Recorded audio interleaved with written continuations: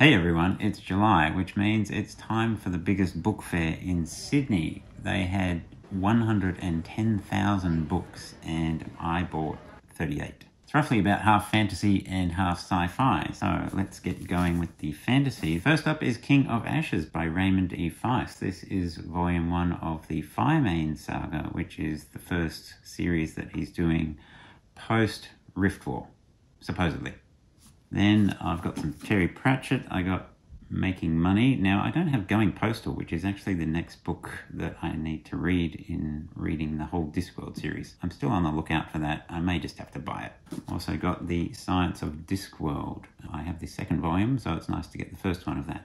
Also, Terry Pratchett, the Johnny Maxwell stories. Only You Can Save Mankind, and Johnny and the Dead, and Johnny and the Bomb. Now, I actually don't really know much about these. I just know that they're catering towards a younger audience. Hopefully they're just as good as his Discworld stuff. One book I will probably be getting rid of.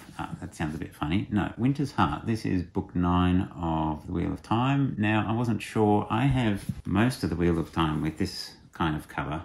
But actually, volume 10 and 11 I have of this cover. So I'd really like to get books 10 and 11 in the same sort of cover. And I thought maybe this was one of the ones I didn't have in that style cover, but now I've got 2 copies, so I'll probably be getting rid of this one. Yeah, there are slight differences.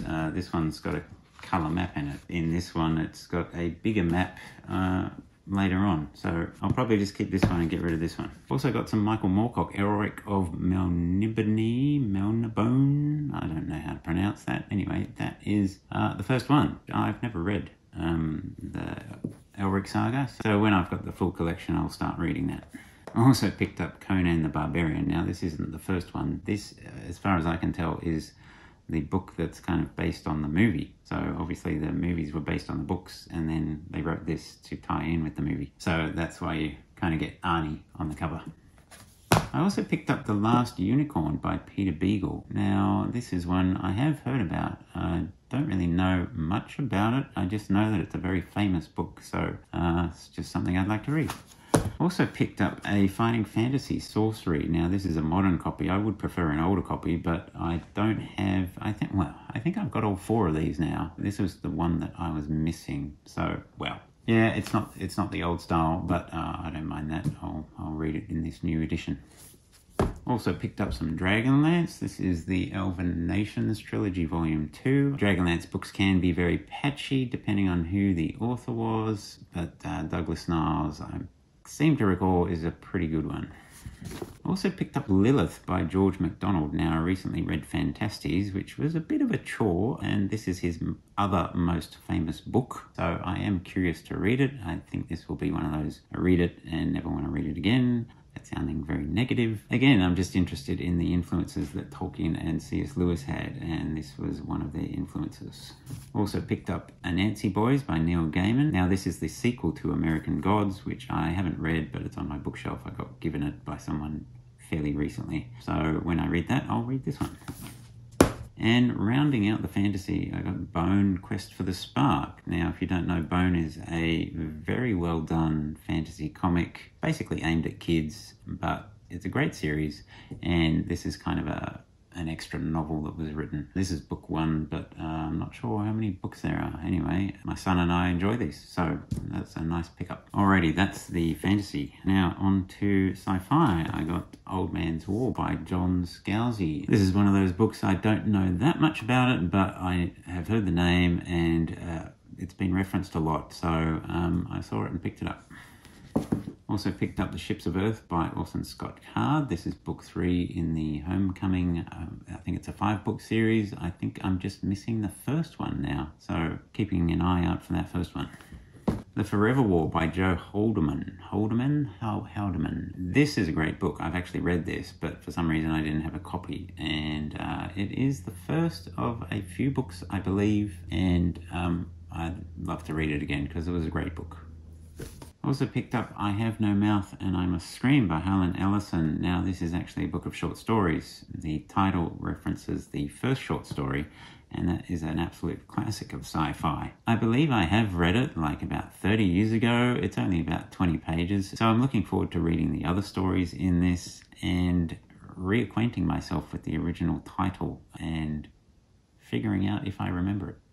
Speaking of classic authors, I got a whole bunch of Robert Heinlein, Revolt in 2100, Farmer in the Sky, The Man Who Sold the Moon, Time for the Stars, and The Door into Summer. That is a very strange cover on that one.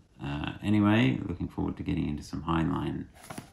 And then finally I got some Clarke and Asimov. So these are basically a whole bunch of short stories, all three of these Arthur C. Clarke books. This is the 9 Billion Names of God, The Wind from the Sun, and The Other Side of the Sky. Arthur C. Clarke is a great writer. Always fun reading his short stories.